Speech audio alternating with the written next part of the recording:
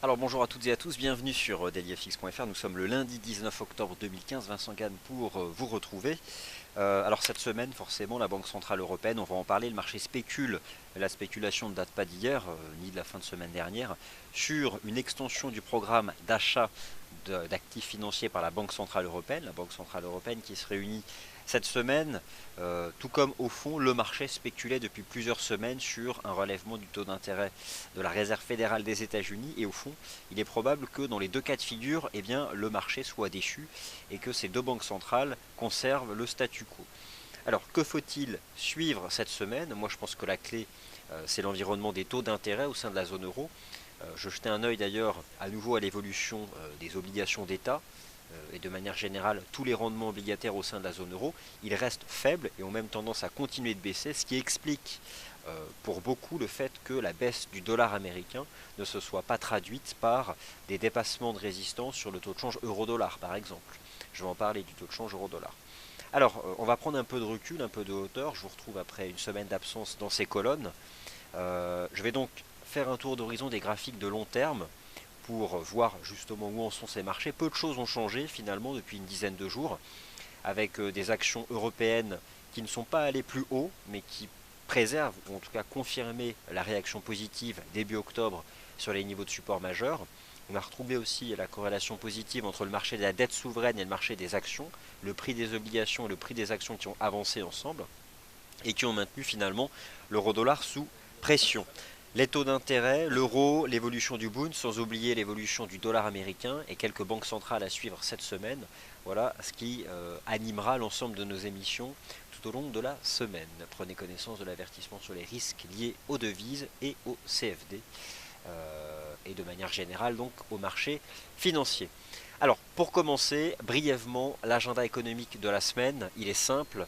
La meilleure façon d'en avoir une vue panoramique, c'est de vous rendre ici sur dailyfx.fr. Moi ce que je vous invite à faire, c'est à cliquer sur ce bouton cette semaine et à décocher toutes les statistiques qui ne sont pas d'importance forte, ce qui vous donne donc une vue synthétique de ce qu'il faut suivre cette semaine. Et l'agenda économique, il a déjà commencé, puisqu'on a eu la nuit dernière des chiffres chinois, vous le savez, avec un taux de croissance économique en Chine au troisième trimestre qui continue de ralentir, mais qui dépasse pourtant le consensus. Le marché a peut-être au fond l'espoir que ce niveau de la croissance économique en Chine parvienne à se stabiliser autour des 6,5-7%, ce qui serait quand même nettement mieux que 4 ou 5%, une anticipation basse qui avait amené d'ailleurs un certain nombre de marchés, notamment les matières premières, à reculer fortement et puis finalement se stabiliser parce que le marché commence à se dire que ce niveau de la croissance économique en Chine, il a peut-être atteint un plancher. Et dès lors que le marché sait et n'est plus dans l'incertitude, le risque est à nouveau présent, en tout cas la recherche des actifs risqués sur les marchés.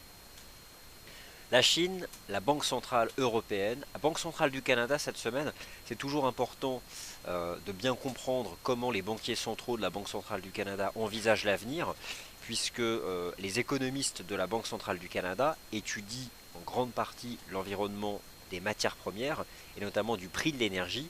Et je pense que les économistes de cette banque centrale doivent être suivis de près puisqu'ils sont experts justement en évolution du prix des matières premières. Plus que tout autre pays occidental, le Canada est un des pays qui est très lié justement au prix à l'exportation des matières premières, alors que généralement ce sont des économies émergentes qui en tirent l'essentiel de leurs revenus. Le Canada, c'est quand même très différent de l'économie de la zone euro, ou encore même celle des États-Unis, qui est quand même beaucoup plus diversifiée. Et donc forcément, la Banque Centrale Européenne, le 22 octobre, le marché spécule dessus, alors que finalement, elle est bien susceptible de ne rien vouloir faire cette semaine. En tout cas, ce sont nous, ici, les chiffres qui nous intéresseront tout au long de la semaine. Alors, on est lundi, je sais qu'il s'est passé un certain nombre de choses la semaine dernière, mais au final, les graphiques de moyen long terme permettent de prendre du recul et de réaliser qu'en réalité, il ne s'est pas passé grand-chose en termes de direction de marché la semaine dernière. Globalement, les marchés actions américains et européens tiennent le choc, réagissent favorablement depuis la fin du mois de septembre, tout simplement parce que plus aucun trader n'envisage un relèvement du taux d'intérêt des Fed Funds cette année. Donc voilà, la probabilité c'est quoi? On peut regarder celle sur les contrats futurs, mais concrètement c'est inférieur à 10%. Donc il n'y aura pas de hausse de taux cette année par la Réserve fédérale des États-Unis. ce qui a finalement maintenu le dollar américain dans son range en place depuis le mois de mars dernier. Cette semaine, la Fed, on va l'ignorer, on s'y intéresse toujours, notamment aux agrégats économiques américains, mais voilà maintenant comment raisonne le marché. On envisageait l'inflexion du cycle des taux d'intérêt par la Fed. En gros, l'inflexion c'est quoi? C'est un changement. Le changement c'est quoi? C'est le fait que depuis 7 ans les taux sont à zéro. Une inflexion c'est le fait que cette politique de taux zéro soit quittée. Elle ne sera pas quittée. Donc d'une certaine façon, la Fed maintient une politique monétaire accommodante. Mais si la Fed fait ça, comment vont réagir les banques centrales qui quant à elles, ont lancé cette année de nouvelles mesures accommodantes. L'idée c'est si la Fed maintient le statu quo, peut-être que d'autres banques centrales vont approfondir leurs propres mesures pour finalement maintenir ce qu'on appelle la distorsion des politiques monétaires, le gap, l'écart. La Fed se maintient au même niveau alors que le marché anticipait qu'elle augmente son positionnement. Si les banques centrales, les autres, restent au même niveau, ça va réduire l'écart. Ce qui a expliqué d'ailleurs un peu le rebond du taux de change euro-dollar. Donc finalement, pour maintenir l'écart avec la Réserve fédérale des États-Unis, il faudrait qu'une banque centrale comme la BCE, elle, soit abaisse ses taux, pourquoi pas un taux directeur négatif, d'autres taux négatifs, ou renforce son programme d'achat de titres de dette. Lorsqu'on écoute les déclarations récentes des membres du directoire de la Banque Centrale Européenne, ils vont généralement pas dans ce sens. En fait, ils considèrent que de toute façon, c'est clairement trop tôt pour envisager une telle action. Mais les marchés financiers, pour l'instant, ne disent pas réellement ça, puisque de manière générale, les taux souverains à 10 ans au sein de la zone euro se sont repliés un peu partout. Qu'il s'agisse de l'Italie, de l'Espagne, du Portugal, de la Grèce, de l'Allemagne, et on va suivre le Bund, un peu partout, ces rendements obligataires se sont repliés. Alors, je pense que c'est le marché le plus important à suivre cette semaine, puisque sa direction va permettre de bien comprendre comment les investisseurs se positionnent par rapport à la Banque Centrale Européenne. Vous avez sous les yeux les chandeliers hebdomadaires du contrat de taux long allemand Bund, qui représente ici la direction contraire des taux obligataires en Allemagne. Dites-vous bien que lorsque le contrat allemand se situait sur ce prix-là, au niveau des 149 en juin, le rendement allemand à 10 ans était à peu près à 1%. Connaissez-vous actuellement la valeur du rendement allemand à 10 ans? On est autour de 0,55%. Voilà, autour de 0,55. Et donc, depuis le passage de 1% à 0,55, donc la baisse des taux obligataires au sein de la zone euro, le prix du Bund, lui, est remonté de 148,50 à environ 157 au plus haut du mois de septembre. Il y avait un niveau technique cette fois-ci qui était intéressant, c'était les 156. C'était d'ailleurs une des cibles de l'analyse technique qui en plus correspondait au prix du contrat lorsque la Banque Centrale Européenne a lancé son fameux programme d'achat d'actifs qui pourrait être étendu cette semaine. Bien, ce niveau des 156, il a été dépassé fin septembre, et ce qui pour le moment moi m'intéresse, c'est le fait que ce niveau qui a été dépassé agit depuis maintenant 2 semaines comme un niveau de support. Donc, que nous dit le marché de la dette? L'analyse technique du marché de la dette au sein de la zone euro nous dit que tant que ce contrat se maintient au-dessus du niveau des 156, c'est le signal du marché, ou en tout cas l'anticipation du marché, comme quoi la Banque Centrale Européenne pourrait maintenir une approche profondément accommodante ou laisser envisager qu'elle pourrait étendre son programme d'achat d'actifs, pas forcément cette semaine, mais plus tard. Donc cet actif-là, il est à suivre. Et j'ai envie de dire que tant que le Bund se maintient au niveau des 156, ce qui indique que les taux obligataires au sein de la zone euro sont sous pression, et il est difficile d'envisager un euro-dollar s'apprécier fortement. Je vais en venir d'ailleurs à ce taux de change euro-dollar.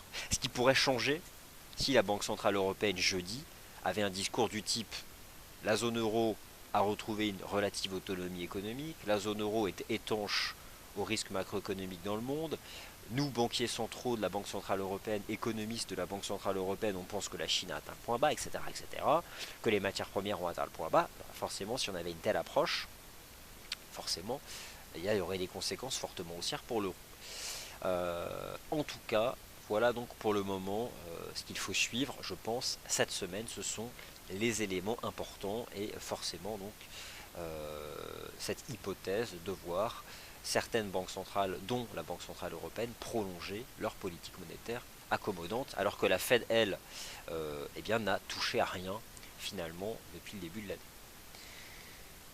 Voici donc pour le Bund, ce niveau des 156, c'est un niveau technique que je pense vous devez avoir en tête. Pourquoi pas pour des stratégies d'achat, puisque pour le moment ce niveau agit comme support. Et le taux de change euro-dollar, que s'est-il passé la semaine dernière? Alors lorsqu'on regarde des graphiques intraday ou des graphiques journaliers, on peut avoir le sentiment que l'euro-dollar a progressé. Il a progressé la semaine dernière. En réalité, l'euro-dollar, depuis maintenant le mois d'août, il évolue entre 1,11 et 1,1450, 1,15. D'accord. 1,11, 1,1450, 1,15. Dans ce range entre 1,11 et 1,1450, 1,15, il y a à la fois le fait que l'euro ne baisse plus. L'euro ne baisse plus, pourquoi? Eh bien parce que la macroéconomie se redresse progressivement au sein de la zone euro. Mais il y a surtout le fait que le dollar ne monte plus, voire même a basculé de la partie haute à la partie basse de son range.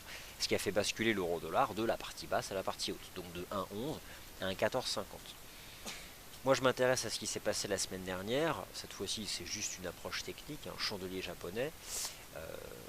C'est l'indécision sur le taux de change euro-dollar. Il y a plusieurs façons de représenter l'indécision en analyse technique. Il y a notamment certains chandeliers japonais.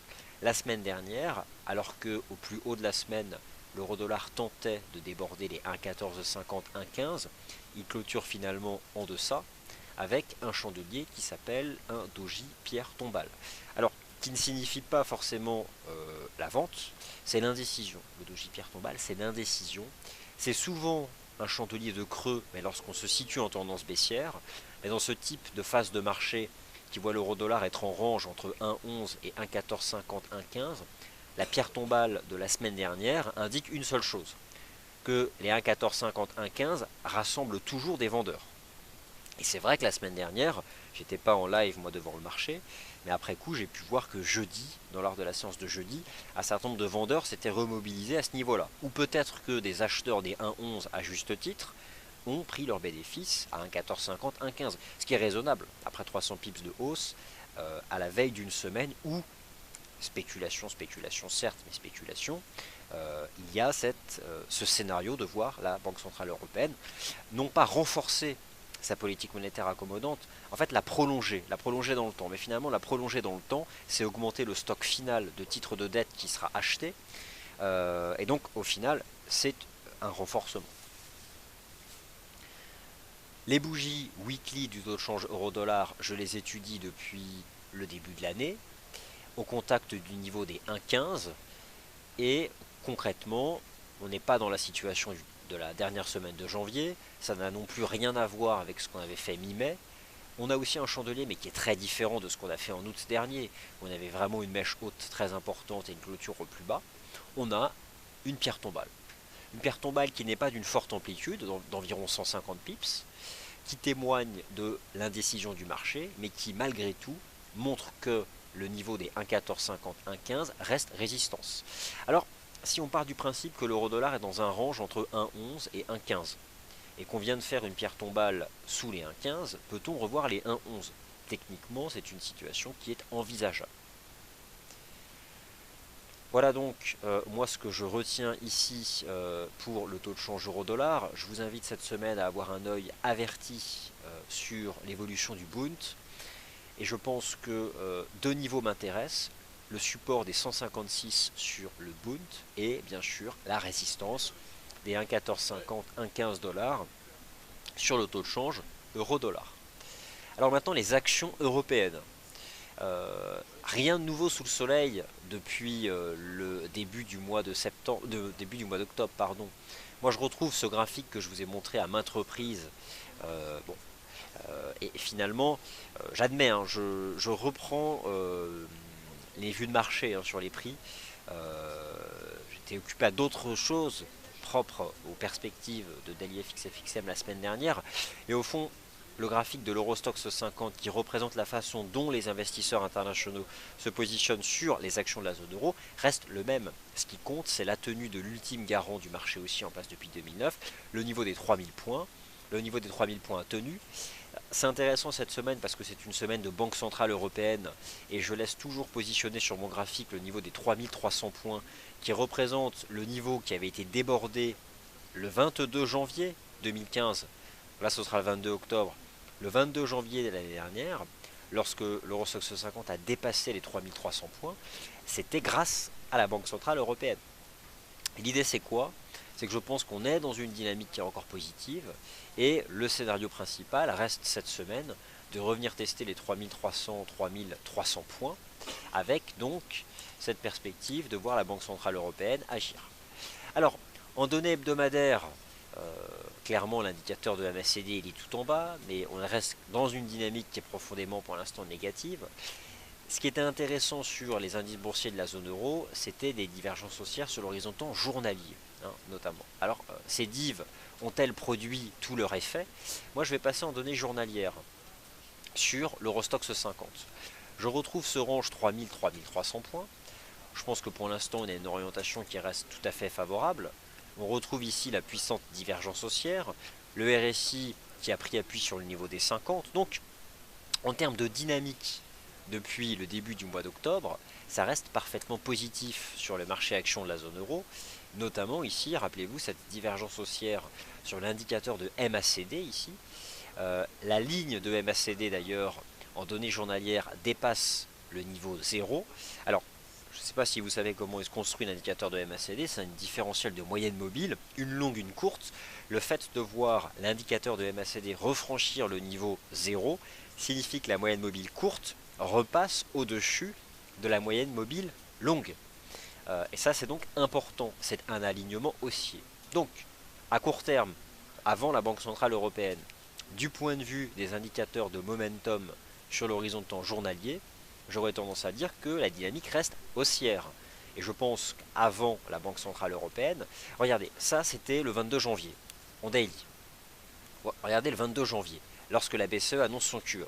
Le marché a cassé les 3300 points, et ensuite ce niveau des 3300 points a servi de support avant d'avoir le grand marché haussier du premier trimestre.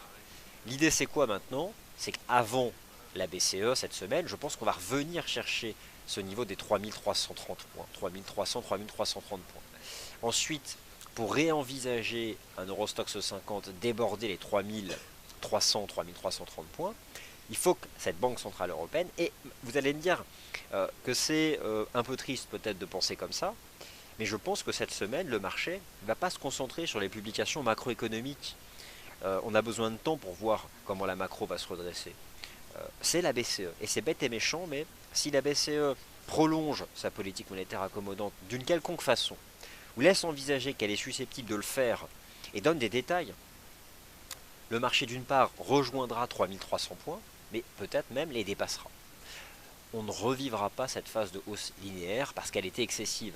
Et cette phase de hausse linéaire excessive a été corrigée par un mouvement qui a été tout autant excessif. Pour finalement revenir à la case départ, donc ce fameux niveau des 3300 points ici sur l'Eurostoxx 50. Donc en ce qui me concerne, vous le savez, depuis fin septembre, où j'avais clairement affiché mon biais haussier au-dessus des 3300 points, en tout cas je considérais que c'était la frontière chartiste, parce qu'autant vous dire que si l'Eurostoxx 50, qui est le benchmark, l'indice de référence, basculait sous 3300, c'était le point de départ du grand marché baissier. Maintenant je pense que clairement on peut revenir dans cette zone-là. Donc le CAC, l'Eurostoxx 50, bon ça ce sont des graphiques de long terme, ok. Moi voilà le DAX en weekly. Bon, avec un tel chart, le fait d'avoir repris au fond le trend haussier en place depuis 2011, et là sur le DAX vous avez les bougies japonaises weekly, je pense que là aussi le marché a repris une orientation positive.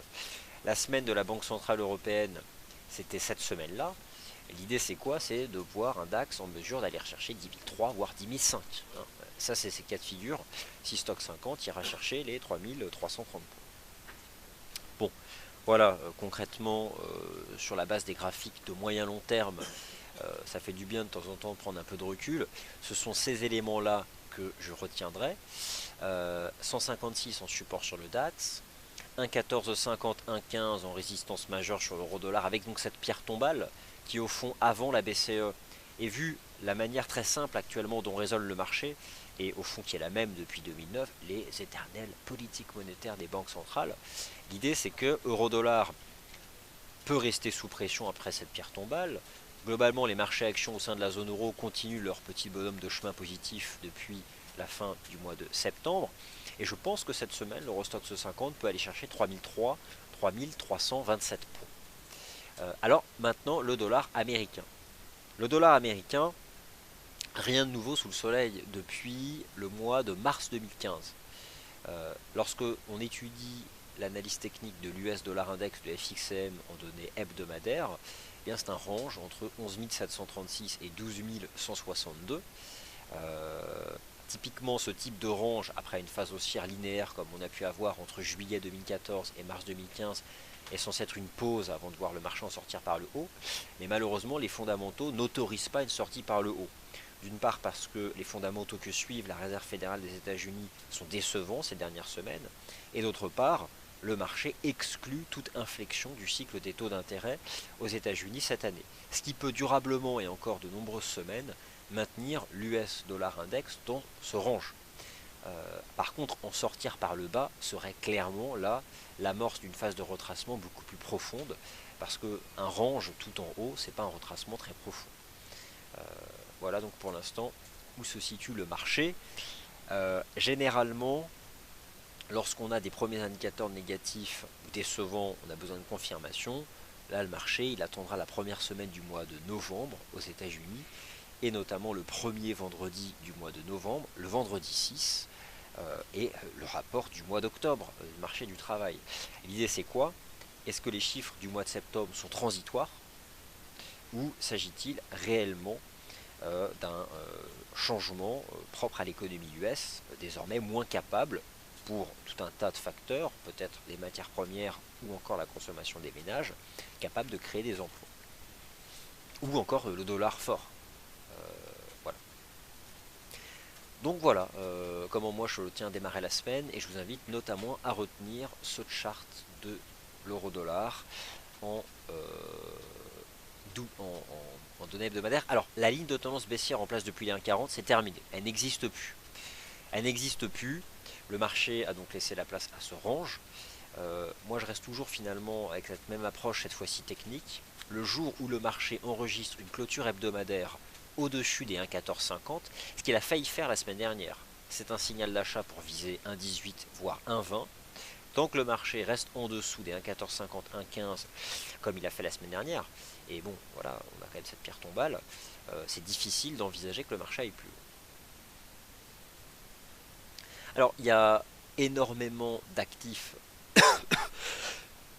pardon, sur lesquels il faut revenir, notamment les matières premières. Bon, vous avez assisté avant ce morning meeting au Good Morning Euro Dollar, donc au Commodities Market Report, vous avez pu avoir un point sur les matières premières.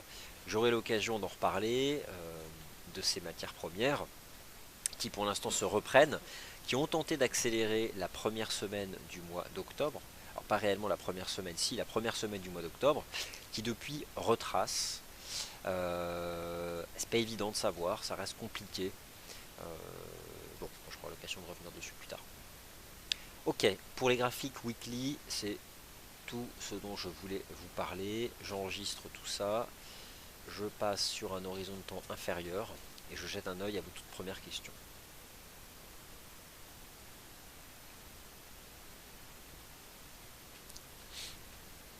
Alors, je les lis en fait, j'en fais la synthèse. Je vois des questions de positionnement sur le DAX, des questions de positionnement sur le pétrole. Salut Lastico.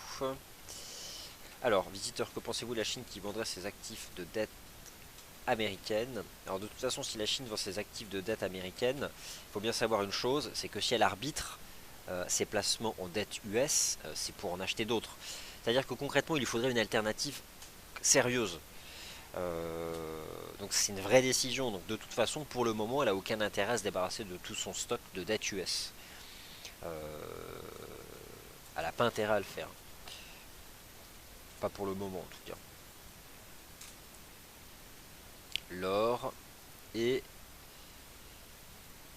l'US dollar index en H4. Y a-t-il une divergence haussière? Ok.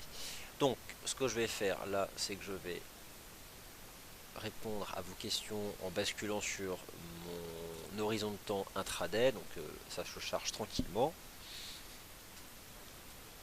Et je prends dans l'ordre tout ce dont vous m'avez parlé. Hein. Donc, US dollar index de FXM, le DAX, le WTI, et c'est déjà pas mal. On va regarder ça tout de suite.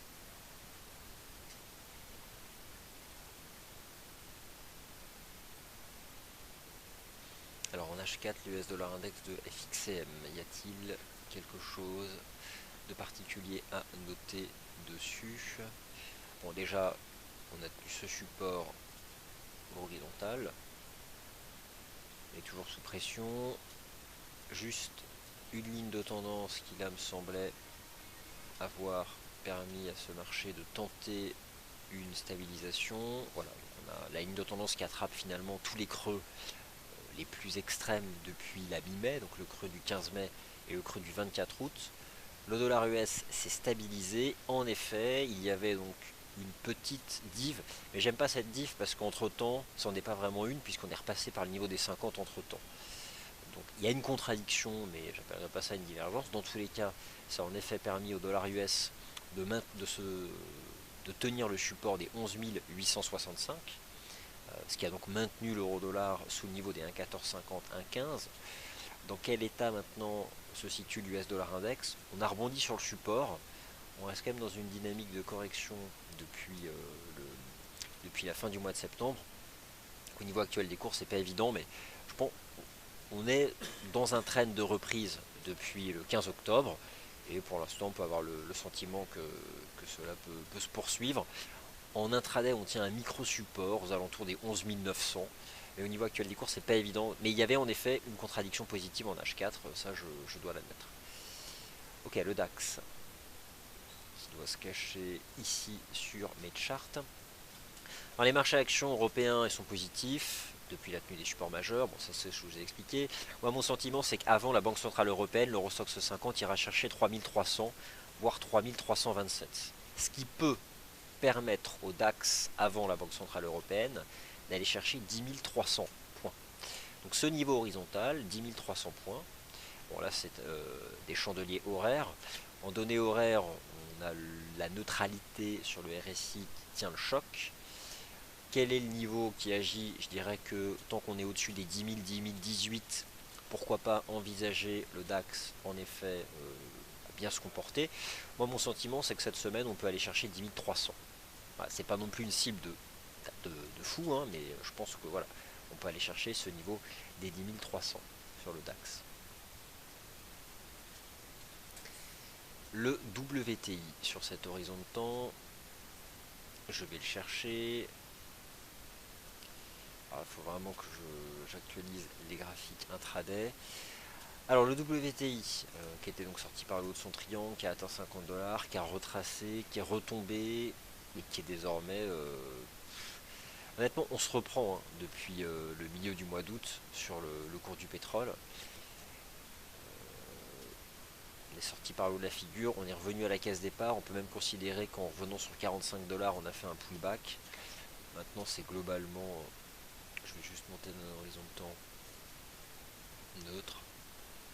Franchement, la situation technique est assez neutralisée. Je conserve malgré tout un biais positif au-dessus des 45 $. On a quand même franchi un palier. Mais c'est possible que ce marché se réinstalle à nouveau dans un range entre 45 et 47,70. Ce qui serait vraiment positif, ce serait de refranchir les 47,70. On voit que la moyenne mobile à 20 jours agit un peu à court terme sur le marché. Bon, mais honnêtement, je dirais que voilà, on s'est à nouveau neutralisé. C'est pas évident d'avoir une vue hyper directionnelle sur ce marché.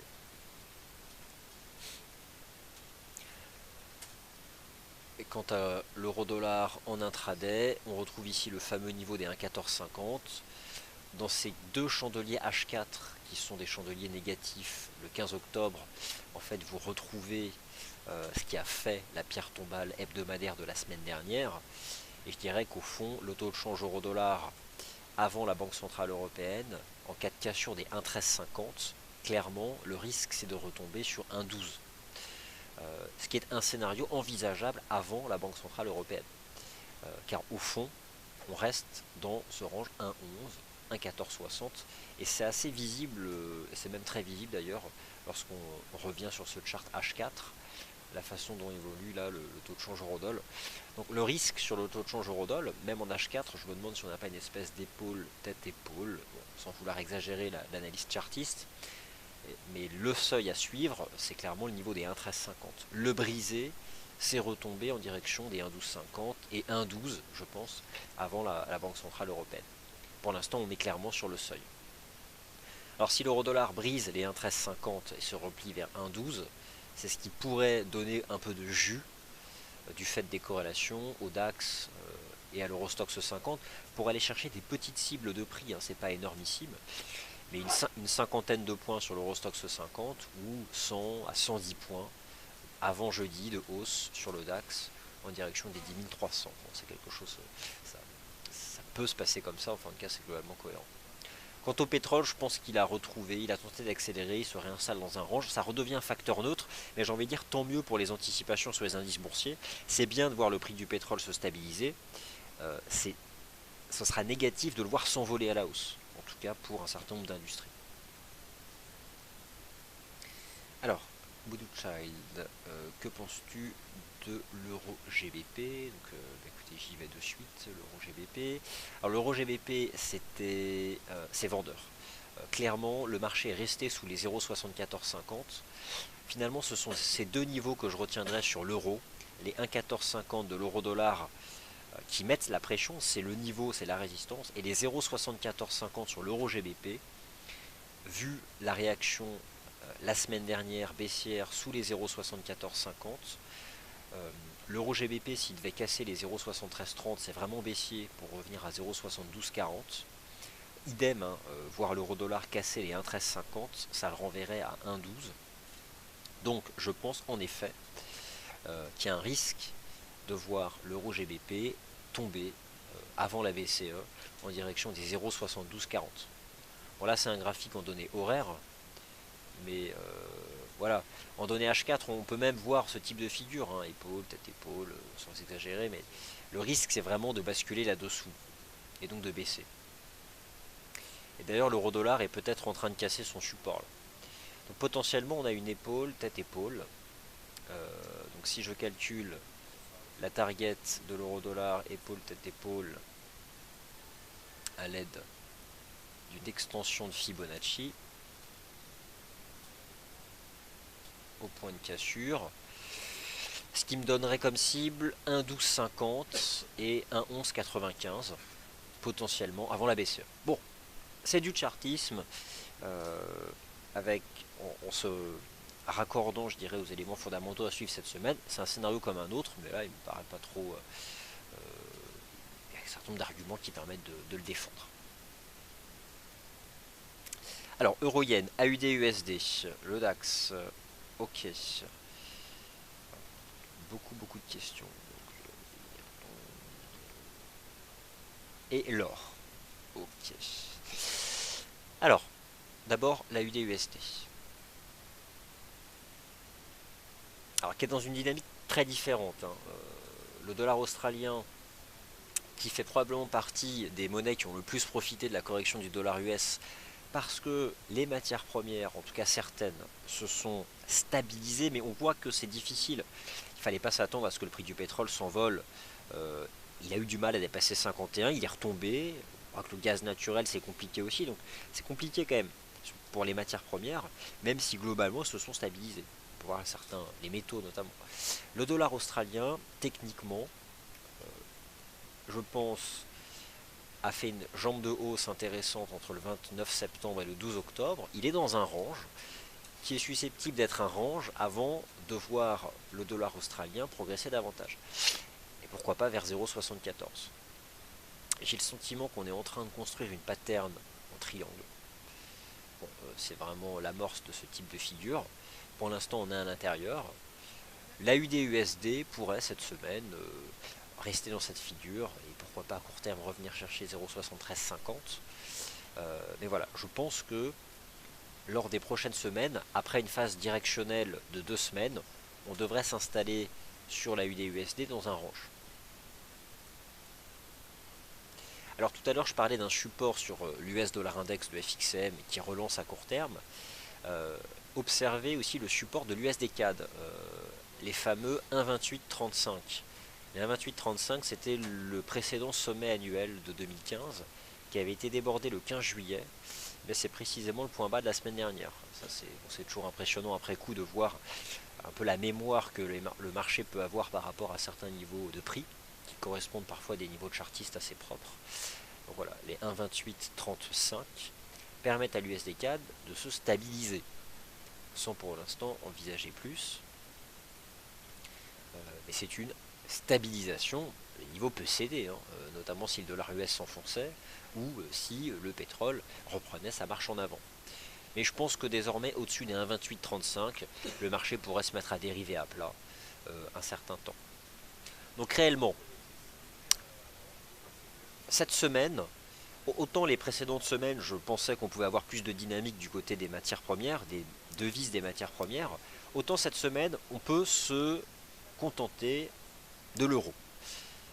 L'euro-dollar, l'euro-GBP, il y a quelques stratégies, il y a un mouvement qui est vendeur depuis le 15 octobre et qui peut se prolonger avant la BCE du fait des spéculations sur une prolongation de la politique monétaire accommodante de la BCE. Ce qui est certain, c'est que ces positions-là sont tellement spéculatives, le marché a tendance à vouloir se mettre à la place des banquiers centraux ou à mettre une pression sur les banquiers centraux pour qu'ils agissent, sauf que ces banquiers centraux sont susceptibles de rien faire. En clair, les positions, je pense encore une fois, sont à tenir lorsque le marché spécule.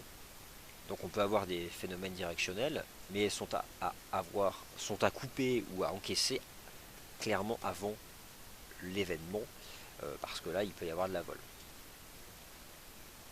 Bon, hypothèse donc de cette épaule sur l'euro-dollar en H4, mais qui est une figure intraday pour voilà, un scénario de court terme.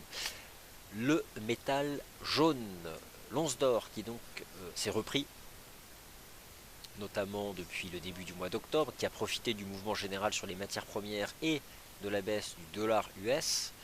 Beau mouvement donc sur l'once d'or qui a franchi un certain nombre de lignes de tendance, qui a dépassé le niveau des 1170 $. On revient dessus. Que faut-il en penser? S'agit-il d'un simple pullback pour un once d'or capable de progresser vers 1200? Honnêtement, j'en sais rien.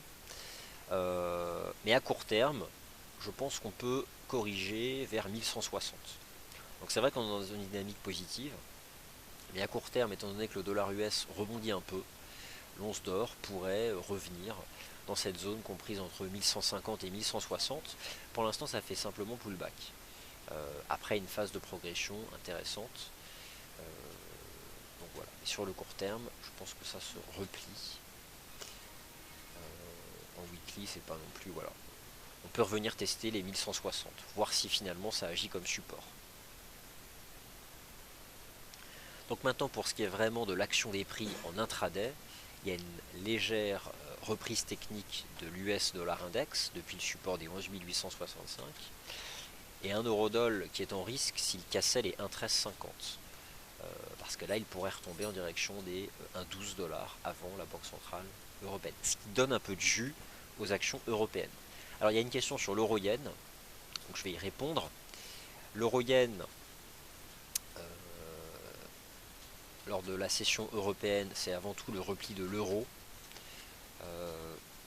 Mais l'euro-yen, honnêtement, il est vraiment pas évident. C'est depuis quelque temps un énorme range entre 133 et 137. D'ailleurs, le marché a tenu les 133 fin septembre. Il a rejoint les 137. À court terme, il est sous pression, l'euro-yen. Notamment depuis cette séance du 15 octobre qui a été vendeuse sur l'euro.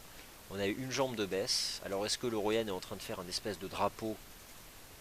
Une jambe de baisse, un drapeau avant donc de rebaisser? Possible. Ce ne serait pas un raisonnement vis-à-vis du yen cette fois-ci, mais plus vis-à-vis de l'euro. Une jambe de baisse, peut-être un drapeau, mais là on est actuellement en plein dedans. Donc tant qu'on est dedans, il ne se passera rien. Si on en sort par le bas, on retombera à 133. Ça viendrait de l'euro probablement. Voilà, donc ça peut être alimenté par... vous savez, d'ici jeudi, il va y en avoir des prises de parole, des anticipations, des probabilités, etc. etc. Ça peut exercer une pression sur l'euro. Un euro qui pourrait être fortement racheté jeudi si la BCE fait rien. C'est-à-dire que ça peut baisser avant, vers 1,12, puis si la BCE ne fait rien, n'annonce rien, remonter tout aussi fortement vers 1,1450. Au fond, techniquement, il n'y aurait rien de surprenant, puisque ça fait plusieurs semaines qu'on évolue entre 1,11 et 1,1450. Voilà. Ainsi s'achève le morning meeting du lundi 19 octobre 2015. Merci d'y avoir été attentif. Moi, je vous retrouverai pour le Wall Street Insider à 15h15 avec plus de détails, notamment sur les graphiques intraday et notamment sur l'euro, puisque c'est une semaine de BCE, donc il y a des stratégies sur les paires en euros. Il n'y a pas que l'euro-dollar, il y a l'euro GBP qui est intéressant. Il y en a d'autres aussi, j'en parlerai cet après-midi. Je reviendrai sur les marchés actions américains et notamment l'analyse technique du SP500 que je trouve propre, avec ce pullback sur les 2000 points et un marché actions US qui reprend sa marche en avant. Et j'ai toujours le sentiment que les marchés actions US peuvent revenir en direction de leur sommet annuel grâce, là encore, à la politique monétaire de la Fed. Euh, les bons vieux raisonnements en place depuis quelques années ne sont pas abandonnés par les investisseurs. Et ça restera le cas tant que l'économie réelle n'aura pas retrouvé son autonomie vis-à-vis des politiques monétaires. Donc finalement, ce qui permet aux actions de progresser depuis quelques semaines, c'est encore les banques centrales et leurs politiques monétaires accommodantes. Voilà, prochain point de marché à 13h, le 13h des day traders, et moi je vous retrouve donc tout à l'heure à 15h15. Merci à tous.